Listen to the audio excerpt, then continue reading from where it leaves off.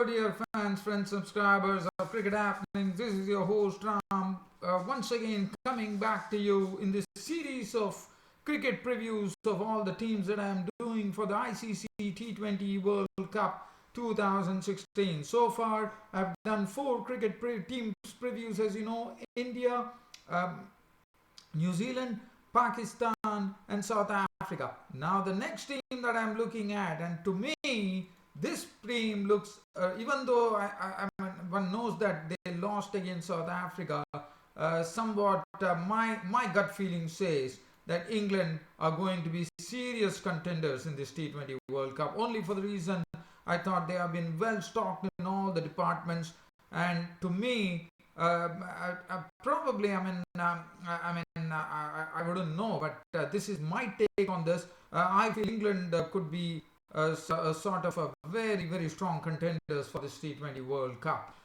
We know that they're batting their form. I mean, if you look at the matches against South Africa, they were close matches if you would look at it. So definitely England are having a little bit of pump in them, and I feel that this England team is having some exciting bunch of cricketers. They are led by Morgan, the captain. On Morgan himself is a very good hitter of the ball. Probably not in the best of his form, but well, if at all he gets going, he's someone which the opposition would not like to see. We would like to see the back of him pretty quickly. And he's also has been a very successful captain at that. Now, the batting Joe Root is the one who will be providing the solidity, and also the time comes. You have seen that Joe Root has adapted himself very well to even this format of the game. Even with his batting, he can come up with some great cricketing strokes to get runs on the board. As far as and then we have James Vince. He's another exciting prospect, no doubt about it. He's a good stroke maker, likes to get along. He's one. James Vince and Jason Roy, according to me, are those exciting blokes to the bat as far as the opening slot is concerned. Moeen Ali is a very useful all-rounder. His spin would come in pretty handy. Alex Hales is another one who is tailor-made for T20 type of cricket, who likes to get on with the game. Sam Billings is not, I mean, he didn't play against South Africa, but still, we know that Sam Billings has one saw that he had a very good game against the Pakistanis in the United Arab Emirates, and I did see that he scored pretty quickly. So he's another good team player too. And then looking at the bowling is also they're having a lot of all-rounders. Now, Ben Stokes, if I don't mention Ben Stokes, I could be hanged here, because Ben Stokes is someone who can really change the complexion of the game in absolutely no time. And he's such a fierce competitor, and that's what one likes about him. He likes to give it back to the opposition. He riles them. He plays he does his batting in a very aggressive, like a Bottomesque manner, like the former all-rounder Ian Bottom. And his bowling is also pretty useful, and also what an electric fielder he is. When we talk about electric fielding, the other man that comes to mind is none other than Chris Jordan. You put him anywhere in the ground, and he can come up with superlative catches. He can come up with some superb saves in the field. He'll save you a lot of runs, and besides that, he will also bowl, and then if the need be, he can tonk a few into the stands, because he has some good raw power to send the ball scudding into the fence. And Josh Butler, we know Josh Butler, what a great innovative batsman he is. He's another one who can really make batting look pretty simple with his the way he actually maneuvers the ball to all parts of the field. And one man I would like to talk about, to me, Jason Roy is another one who can make batting look pretty easy. I have seen him bat, and I have seen that his quality of his strokes are something that are pretty good. I mean, he's just very steady at the crease, and when he drives through the line of the ball, he does it with impeccable timing, and that is something that one is waiting to watch from Jason Roy. As far as the bowling department, Stephen Finn, as we know, is no longer part of the mix. It is Liam Plunkett who has taken his place, and Liam Plunkett would be happy. I'm really sorry for Stephen Finn, because Stephen Finn, even though Indian wickets don't really support pace bowlers, I would love to see Stephen Finn, because any tall bowler can get some natural bounce onto the wicket, and Stephen Finn would have been someone to really watch out for. Unfortunately, he's not made the cut due to the injury, and his place is taken by Liam Plunkett. And Liam Plunkett would remember that he did very well in the United Arab Emirates against Pakistan. Now we have seen that the England have gone with a trusted opening pace combination, left arm swing and seam combination from David Willey and Reece Topley, and they have been doing a perfect job for the team, no doubt about it. They can really keep the runs to a minimum, and if the need be, and they are also picking up wickets. So Reece Topley and David Willey have been pretty impressive.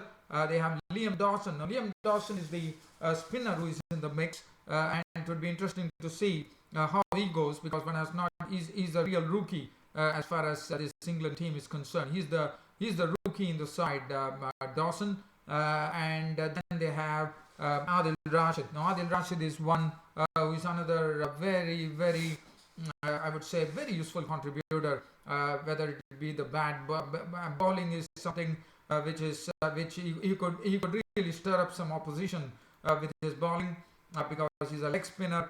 A leg spinner, as you know, is always a luxury in a team, but definitely if he comes up with the goods, that will really augur well for him. So Adil Rashid, and also he's a very good lower order bat. So definitely, and as I said, for me, this England team is looking pretty strong. They are bunched with some very good, exciting bunch of players of this new generation, and I'm really looking forward to a wonderful performance from England in the ICC T20 World Cup. Whether England lives up to that billing, that is left to them, and one only hopes that they live up to the billing as far as England are concerned. Now, the next team that I'm looking out for is I'm going to look at either the Australian team. Let's look at the Australian team here. I see the Australian team here. So let's look at the Australian team that is competing in the T20 World Cup. Right now, we know that they are on duty, and tomorrow they are playing a must-win game against South Africa in the second T20 match, which is coming up at the Wanderers in Johannesburg, which I've already done a cricket preview of in my Cricket Happening show, as you all know. They are the ones who are a bit under the pump, I would say, as far as this format of the game is concerned. They lost against India in a very, very hollow manner, and then they also struggled against South Africa, and I'm afraid to say that Australia, even though they are looking a very strong team on paper, it's all a matter of actually translating that into the field, and whether they can do that. If they can do that, then that will really give them a chance. Let's have a look at the Australian team. The Australian team is led by a very, very able captain, and that is none other than Smith, who himself, as always, leading by example as far as Australia are concerned. So he's the one who will be leading the side, and and we also know that Stephen Smith has taken over the T20 reins as captain only just recently. So definitely he will have a sort of a big responsibility on his cricket shoulders. And as far as the batting is concerned, well, definitely one would love to see Aaron Finch and David Warner open the innings. Usman Khwaja is there, but Usman Khwaja, to me, yesterday he failed, but one does not say that just because he failed. He's also a very good, attractive player, but looking at this format of the game, I reckon the opening combination, if at all it needs to be really explosive for Australia, it has to be Aaron Finch on one end and David Warner at the other, and that could really make the opposition think a bit while bowling, because these are the two batsmen who could really go and flog the bowling as and when they get an opportunity. And then we have Shane Watson with his mix of batting and bowling, very, very powerful and experienced all-rounder in the mix. Peter Neville is playing in his. I mean, Peter Neville, it is something which is going to be pretty new for him because, as you know, yesterday Peter Neville made his T20 international debut in South Africa. But when I've seen that his glove work is pretty impeccable, it's quite impeccable, and he's another one who is definitely adding a lot of work to the Australian team, no doubt.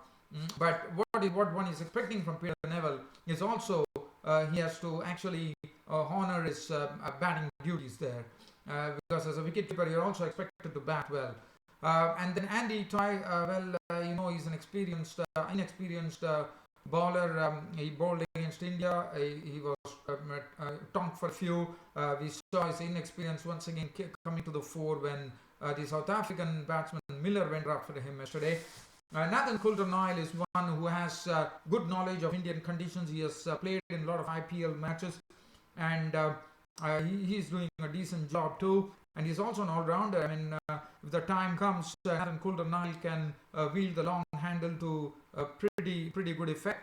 And then they have, and look at this all-rounders that Australia has. That is something that is a sort of riches for them. Glenn Maxwell, we know what Glenn Maxwell is, and Glenn Maxwell recently we have seen that he has got a lot of maturity into his batting, whereby he's not the one to really go and tear the leather of the ball.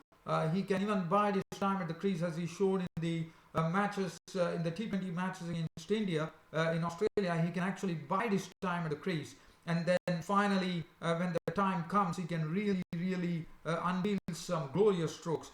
And James Faulkner is a great finisher for Australia. He can come there and pull Australia out of a crisis and take them to victory.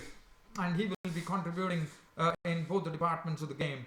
The bowling to me is looking a bit, is not looking pretty strong to me. I always had a feeling that the Australian bowling department is not having the sort of a real, I would say, a sort of a burst in them as it normally has, because they are missing some genuine pace there. Once upon a time they had Brett Lee and Mitchell Johnson, but now it's all in the hands of Josh Hazlewood and John Hastings. Again, on Indian wickets, it's not easy for you to bowl, so one tends to get the feeling as to how Australia will go. It will be interesting to see whether Australia can really go the distance. So Josh Hazlewood, John Hastings, they're also part of a sort of a rebuilding going on as far as the Australian team is concerned. So John Hastings and Josh Hazlewood, and then they have Mitchell Marsh. Now Mitchell Marsh is another all-rounder, and he could be a terrific all-rounder. And he's another one who has played a lot in India, and he would have good knowledge of the conditions, and he could be another dangerous player according to me. And then they have Ashton Agar, who has been selected as left-arm spinning all-rounder, considering that India would be preparing some turning wickets. Adam Zampa made his T20 debut yesterday, and he was quite good. And Adam Zampa is another one on India wickets. One has to wait and watch. I mean, if there are going to be some turning tracks, Adam Zampa, who is not a big turner of the ball according to me, but definitely when I've seen that he definitely is a very good bowler. So this is my preview of the Australian team. And Australian team, as I said, the batting is looking pretty good.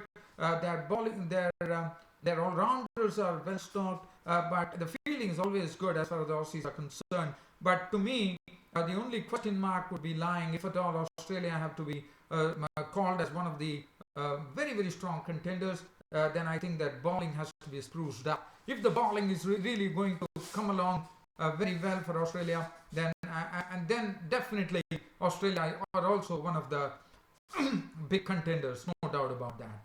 Well, so now it also gives me time to have a look at the next team here. And the next team that I'm going to look at here is going to be the Sri Lankan team. Now Sri Lanka, well, they are one team which definitely are in the process of rebuilding, and as you know, they are the defending champions. The Sri Lankans are the defending champions in this tournament. As you know, they were the winners in 2014. So Sri Lanka are on defending champions, but I'm very unfortunately, I will have to say one thing here, that the defending champions right now are in the process of actually rebuilding, and that is something that one can expect, because if you look at the Sri Lankan team, they are led by Angelo Matthews, the captain, who himself is a terrific bloke with the bad ball, and he's the one who's on whom it is all going to come down to lots of experience, according to me, and especially considering that Sri Lanka in the rebuilding phase.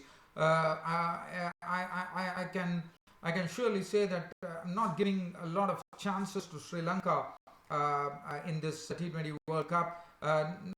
With no offense to their players, they definitely are. But as I said, they are in the process of rebuilding. They have a lot of new players in the mix, and so it's not going to be easy for Sri Lanka. But again, as I said, they are rebuilding, but they could still surprise a few. You never know. But again, so Angelo Matthews is the one who will be leading the side.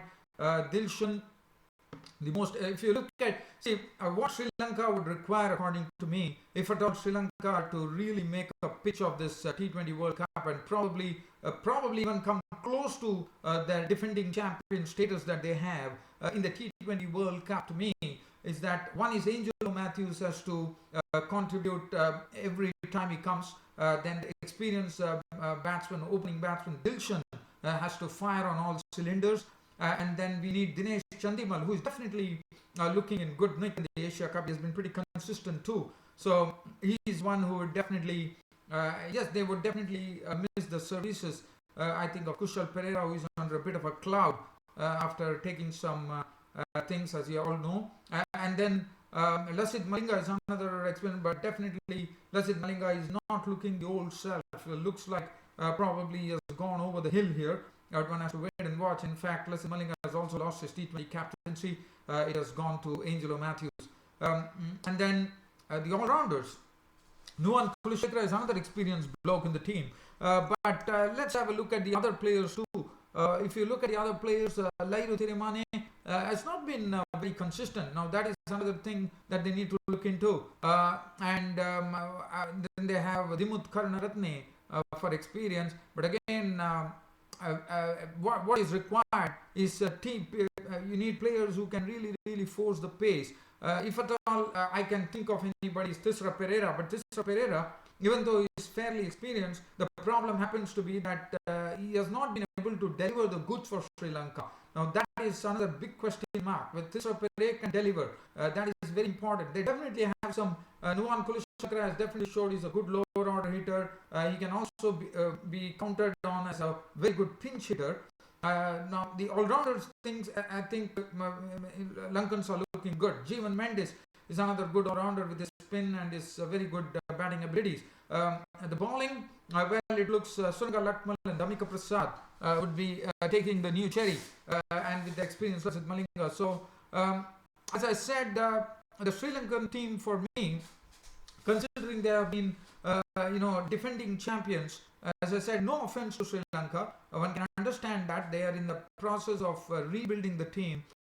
So one probably, I would say, Sri Lanka could, the only thing, if at all Sri Lanka can go and become real contenders for this T20 World Cup, is to really spring a surprise onto the cricketing world, I would say. Because right now I have a sincere feeling that Sri Lanka, in the process of rebuilding, I'm nobody to do that. I'm not a cricketing expert here. I'm just a host of this cricket show. It is my pure opinion that if at all Sri Lanka really comes up as a chief contender, definitely I would be very happy. But for that to happen, I think that would definitely be they would be really springing a surprise in this T20 World Cup, to my knowledge. But again, I wish them good luck. I wish those players who are actually rebuilding to really come to the party for Sri Lanka in this T20 World Cup. So that really concludes another preview in this cricket preview series of T20 World Cups, where I previewed the England team, then I previewed the Australian team and the Sri Lankan team. So this was a tri-series, a tri-preview in this T20 World Cup. So as I said, that, we still have some cricket previews coming up. We have the West Indies team preview yet to be done. We have certain other teams still yet to be done. So always keep an eye on this cricket happening show. It's still Bangladesh is there, so Bangladesh is another team that I'll be previewing, and West Indies. So right now I'll be previewing the Bangladesh and the West Indies team. So please wait for me, dear friends subscribers. I'm coming back once again in this series preview of this ICC T20 World Cup.